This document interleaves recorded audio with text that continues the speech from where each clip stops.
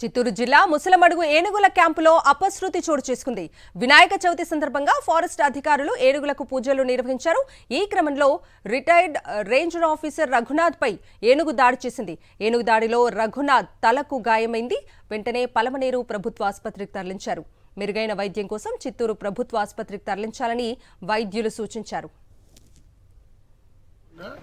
ఎలిఫెంట్స్కు కొంత అంటే మంచి ఫుడ్ పెడదామంటే ఎర్ర పండ్లు దానికి ఇష్టమైన ఫుడ్ పెట్టే సందర్భంలో అట్లా వినాయకుని బొమ్మ పెట్టి పూజ చేసే కార్యక్రమంలో అందరూ అక్కడ ఉండే ఎలిఫెంట్స్ అంత చుట్టుపక్కల చుట్టూ నిలబెట్టి ఉండగా సార్ కొద్ది ఎలిఫెంట్ పక్కకు పోవడం జరిగింది. ఎలిఫెంట్ జస్ట్ తొండము తగిలి బోర్ల పడిపోవడం జరిగింది.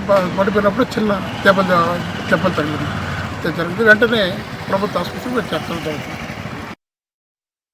వినాయక చవితి సందర్భంగా ఫారెస్ట్ అధికారులు ఏనుగులకు పూజలు నిర్వహించారు.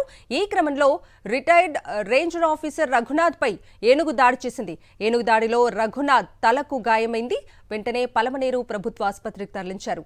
మెరుగైన వైద్యం కోసం చిత్తూరు ప్రభుత్వ ఆసుపత్రికి తరలించాలని వైద్యులు సూచించారు.